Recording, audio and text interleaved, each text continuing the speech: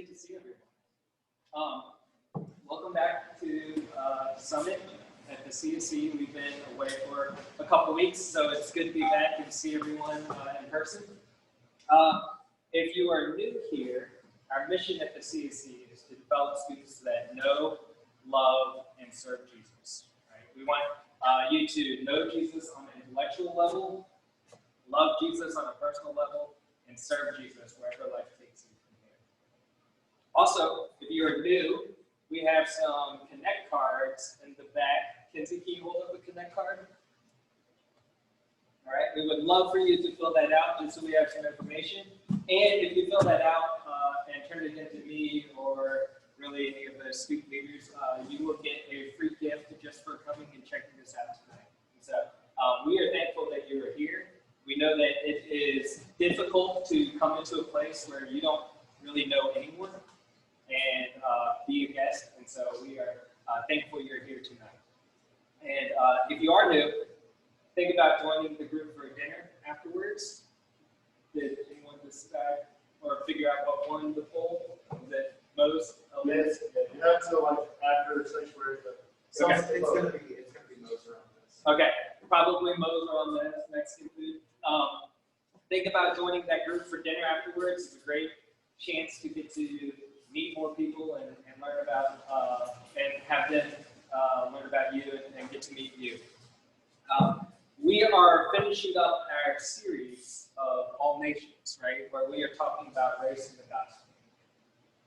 And remember, way back in week 1 of All Nations, we talked about how the word nations isn't like what you think of today. Right? Back in biblical times, the word nations was referred more to the different ethnicities than it did borders. Right?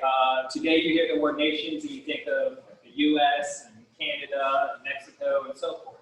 And that's not how it was back in biblical times. Biblical times, it referred to the different ethnicities. So, with that said, right, All Nations is the perfect title for this series where we're talking about race in the gospel. And in fact, I would be doing you a disservice, right, if we didn't address this issue, especially in today's cultural climate. We need to be looking at race from a biblical standpoint. And so, in week 1, we talked about the church in Ephesus and how the church in Ephesus is this diverse church that was comprised of both Jewish and non-Jewish people. The church in Ephesus, it had people that came from many different socioeconomic backgrounds, ethnicities, beliefs, right? The church was comprised of Jewish people and people who literally came from a religion where they practiced prostitution and witchcraft and sorcery. And so the church in Ephesus had these different groups of people and these different cultures combined in this church. And so it is the perfect church to look at and study when talking about race and the gospel. Okay. We said that despite the church being comprised of many different people, they were united in Christ. And back in week 1, we discussed how we are all different, right? We are all unique, and we have all been united in Christ. We talked about how, yes, your relationship with God needs to be on a personal level vertically, but once you have been reconciled with God vertically, God calls us to be reconciled with our fellow man horizontally. Right? And then we finished week 1 by asking the question, what would the CSC look like? Right? How would you change if you overlooked people's differences and realized that we are just all united in Christ? Then last week, right, we looked at family. We said that when family operates the way it's supposed to, you feel love and you feel support. Right? I said that when one of my family members wins or is happy, I am happy with them because I love them and I love to see them being happy. But at the same time, when one of my family members is sad or are hurting, I hurt right along with them, right? Because I love them, and I hate to see them that way. And so, we also said that right now, in our spiritual family, there are people that are hurting. Specifically, our brothers and sisters of color. Right? They are hurting. And we, as Christians, as fellow Christians, as family members to them, need to come right alongside them and hurt with them. Unfortunately, though, the church and family doesn't always operate the way it should. Right? And when family doesn't operate the way it should, instead of love and support, family members feel isolation and pain. And there are brothers and sisters of color that have felt isolation and pain from their fellow Christians. So instead of pointing the finger and telling them that they are overreacting or being hypocritical or criticizing them and telling them they're blowing things out of proportion, we need to just come alongside them and hurt with them.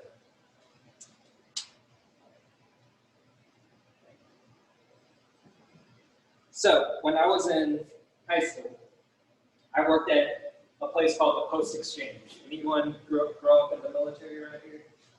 All right. So the Post Exchange, or the PX as everyone calls it, for those of you that did grow up in the military, think of a scaled down Walmart on military bases for military members and their families, right? And that's where I worked. I worked there all through high school. I started as a cashier, and I also worked in the stock room later on. And so I was working at the PX, and I think it was the summer of my junior year, between my junior and senior year, that a girl named Rosalind Frazier started working at the PX with me. Right? And Rosalind was in my same grade at school, and we went to the same high school. And my school was pretty small, so everyone kind of knew each other, right? But it was large enough that you weren't really friends with everyone. And so I knew Rosalind. We had a couple classes together, but I didn't really know her, right? And in fact, like, we could have been more different from each other, right? We had different friends. We ate different food. We spoke differently. Like, there was probably very few conversations where I had to ask her, like, what she meant by something she said, because I just didn't understand it. And she always thought I was joking. She was like, "Oh, Jason, you're so funny." And it's like, I really don't understand what it is, the lingo you're talking, and what it is you just said. But anyway, we were completely different from each other. And over the course of working together, we became pretty good friends. We, just through talking in the break room and working and seeing each other at school, we became really good friends. And I'm actually kind of embarrassed to admit this, but we were working one day, and she looks at me and says, "Jason, how come you haven't asked me to homecoming yet?" And so I was like, "Well, all right." So after work that day, I kind of manned up and got the courage, and I asked her to homecoming, and she's like, "It's about time." And we ended up going to homecoming my senior year, and we had a great time. And here's the thing, right? My relationship and friendship with Rosalind enriched my life. My life was richer because of my relationship and friendship with Rosalind. Before I became friends with Rosalind, I had never tried soul food before, right? She had me try that. I never listened to like R&B music. She had me, she introduced me to new friends that I had, a new way of dancing at homecoming. Like I could dance like a, middle class, I'm not white, but just kind of a middle class person. And so she introduced me to like new dance moves and new friends and everything, and my life became richer from knowing Rosalind. Right? And we all have relationships that are blessings to us. You see, this is going to sound cliche, but like my wife is a huge blessing to my life. My relationship with my wife has been a blessing. Before I met my wife, I didn't realize that towels and sheets were something that you were supposed to wash on a regular basis. Like I just didn't know that. I thought towels, you get out of the shower clean, you dry off, like it stays clean. I didn't know you were supposed to wash it like weekly. And sheets, I thought you just kept them on the bed until they got dirty and got holes in them, then you threw them away and got a new pair. Like I didn't realize that that's what you were supposed to do, was wash your sheets and towels until I met my wife, right? My wife is one of the kindest souls you'll ever meet. She is kind to everyone she knows. She loves on me greatly, right? She has a great sense of humor, a dry sense of humor. She has introduced me to the wonderful world of Harry Potter, right? I'm in book 7 right now. She has introduced me to the wonderful world of Chip and Joanna games. Like I had no interest in any of that before, right? And then now I know all about shiplap and all this stuff. And my wife, right, has introduced that to me and has been a blessing in my life. And my life is richer because of it. And whether you realize it or not, the relationships in your life are a blessing to you as well. Whether it's a best friend, a roommate, a significant other, a family member, or even someone that you disagree with, right? Sometimes people I've disagreed with are, they have pushed me to learn and grow the most. And so the relationships in your life are a blessing. And what people don't realize is that we are a blessing to God as well. Right? God views his relationship with us as a blessing. You see, we've been looking at the book of Ephesians, right? And we read this verse last week, and we're going to reread it. Starting in Ephesians chapter 1, verse 5. It says, God decided in advance to adopt us into his own family by bringing us to himself through Jesus Christ, right? We looked at that last week. We already went over that. And we read this next part last week, but we kind of glossed over it. This is what he wanted to do, and it gave him great pleasure. If you skip over to verse 18, it reads, I pray that your hearts will be flooded with light so that you can understand the confident hope he has given to those he called, his holy people, who are his rich and glorious inheritance. We give God great pleasure, and we are his rich and glorious inheritance. Isn't that amazing? In the book of Revelation, which is the last book of the Bible, it was a vision that was given to the Apostle John when he was exiled in the island of Patmos. And this, in chapter 7, he is talking about his vision and the people that he sees that are redeemed when Christ comes back and renews heaven and earth. And in verse 9 of Revelation chapter 7, I'm going to read it to you. It says this: After I saw a vast crowd, excuse me, too great to count, from every nation and tribe and people and language, standing in front of the throne and before the Lamb. They were clothed in white robes and held palm branches in their hand. Every nation and tribe and people and language.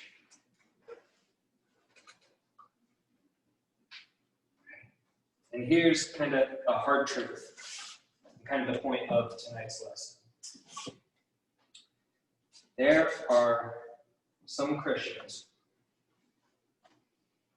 that, in their current state, if they were to walk into heaven right now, they would be uncomfortable. They would be uncomfortable because they are surrounded by people that are different from them.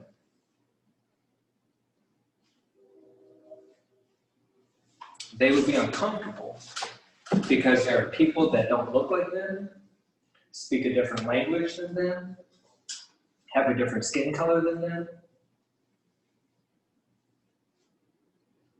And they are uncomfortable with those people now. And so if they were to walk into heaven, they would be uncomfortable.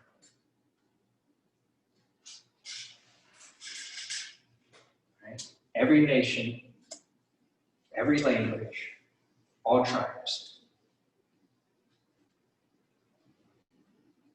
You see, I don't know about you, but I don't want to wait until I die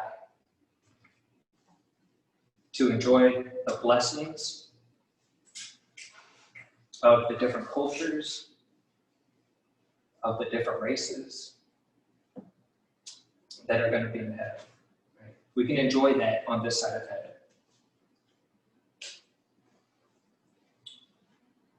Does anyone here know the difference between empathy and sympathy?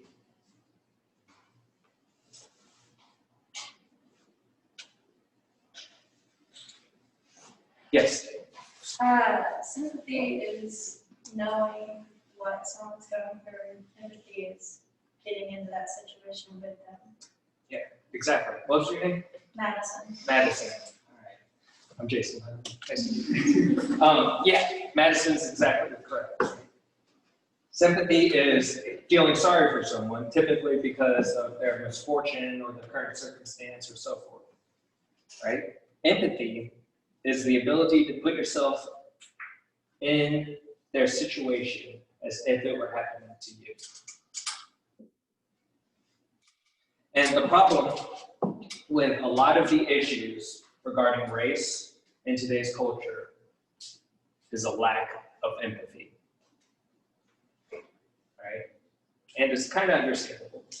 Sympathy is pretty easy, right? You can see something on the news or see someone out and about on the street or hear something on social media and sympathize with them because of what they're going through, right? But empathy is a lot harder. Empathy, it takes work because to empathize with someone, you have to know them.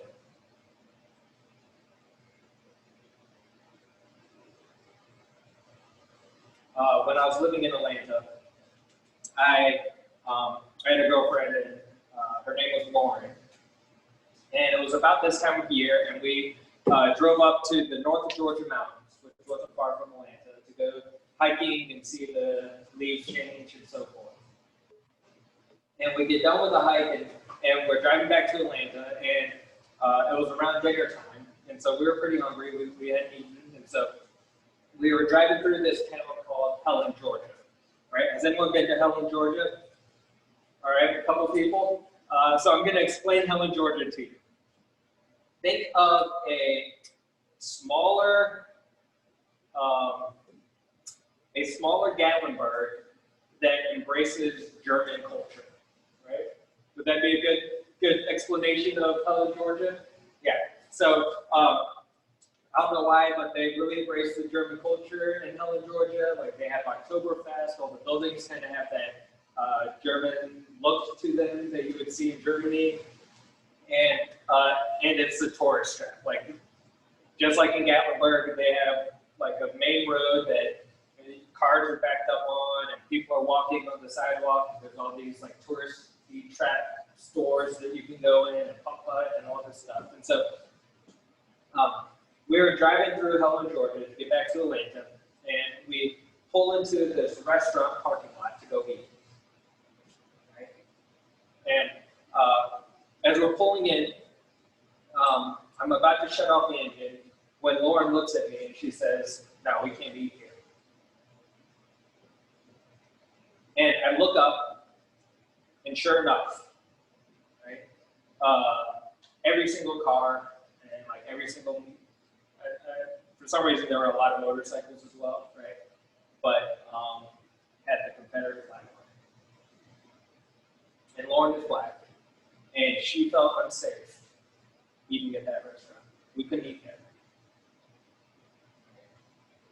And it wasn't until that moment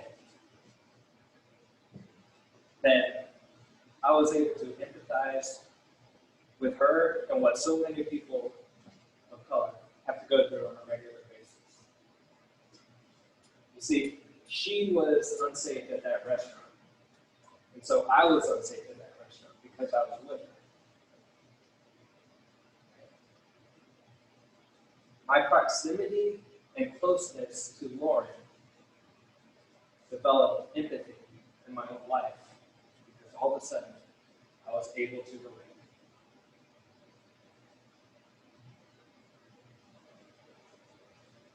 So when God and Jesus comes back, right?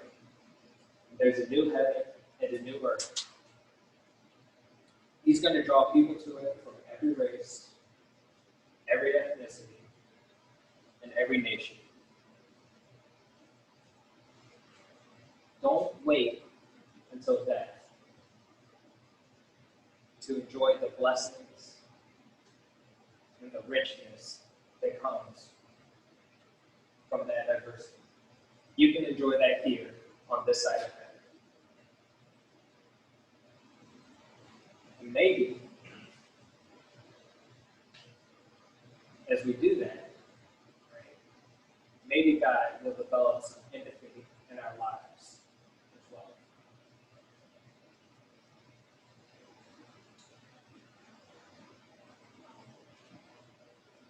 Nathan's going to come back up and we're going to sing a couple more songs.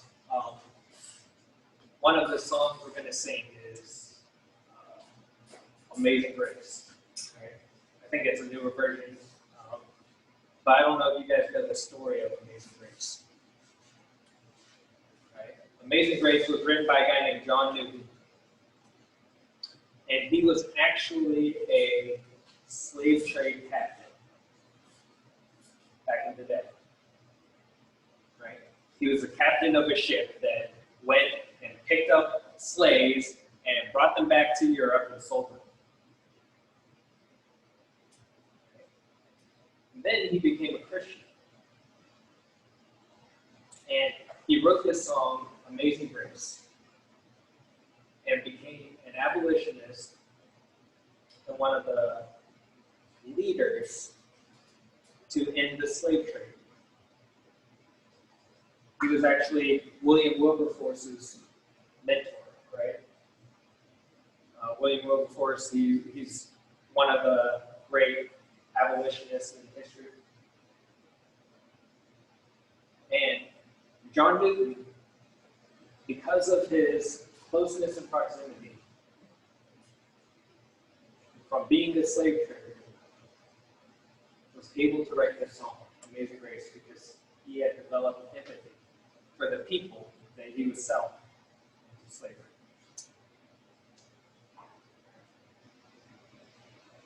So, I know that we live in a culture that it is easy to just be around people that think like you and believe the same things as you and look like you, right? You guys seen that movie on Netflix, The Social Dilemma, right? It talks about that. Like, all the algorithms on social media, it just keeps people, like, you just see things of people that think and believe the same things you do. Right? And so we live in a culture where it's easy to not be diverse. And so I want to challenge you guys to seek those relationships out. Be with people that are different from you,